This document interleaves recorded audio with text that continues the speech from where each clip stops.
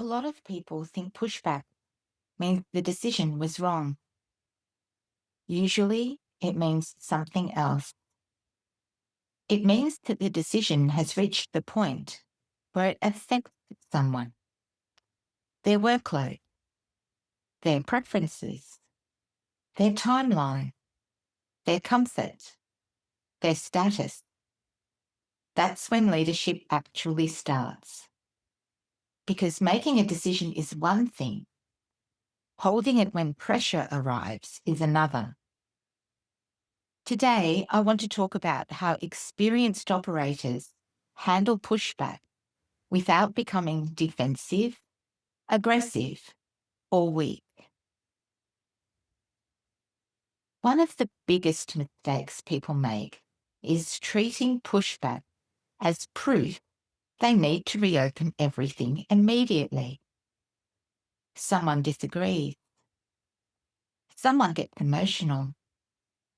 Someone says, I don't think this will work. Someone starts lobbying others. And suddenly, the decision maker loses center.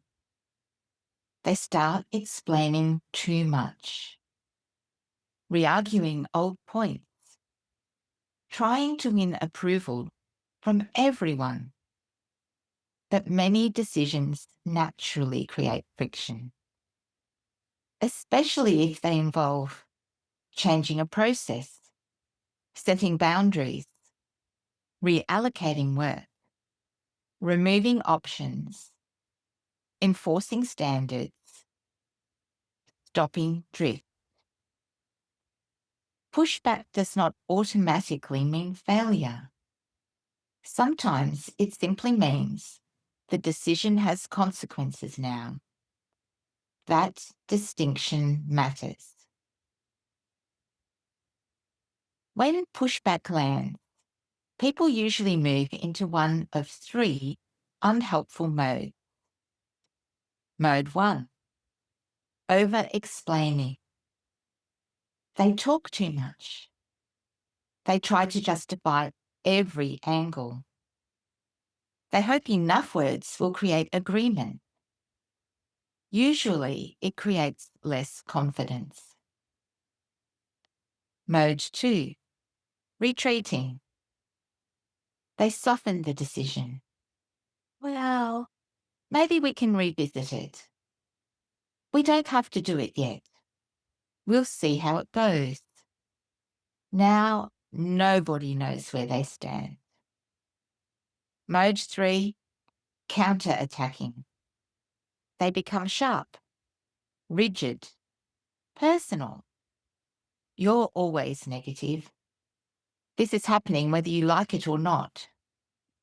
Now the issue becomes emotional rather than operational.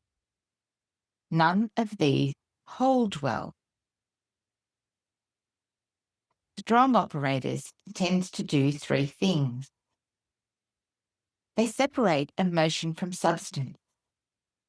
They ask, is this a real risk? A practical constraint? Useful feedback? Or discomfort with change? Not all pushback is equal. Some deserves adjustment. Some deserves acknowledgement only. They restate the decision clearly. Not longer, clearer. For example, we've considered the options. We're proceeding with option B from next Monday. That steadiness matters. And they stay open without becoming unstable. This is the sweet spot. You can stay open to implementation issues without reopening the whole decision every 5 minutes. For example, the direction remains the same. If there are delivery risks, bring them forward and we'll work through them. That's leadership maturity. Here's a real workplace example. Imagine a manager decides all requests now need to come through one intake channel instead of random Teams messages. Immediately, someone says, "That's too bureaucratic." Another says, "This will slow everything down." Another bypasses it entirely. Now, the weak move is panic. The stronger move is, "I understand it's a change. We're doing it because work was being lost, duplicated, and prioritised inconsistently.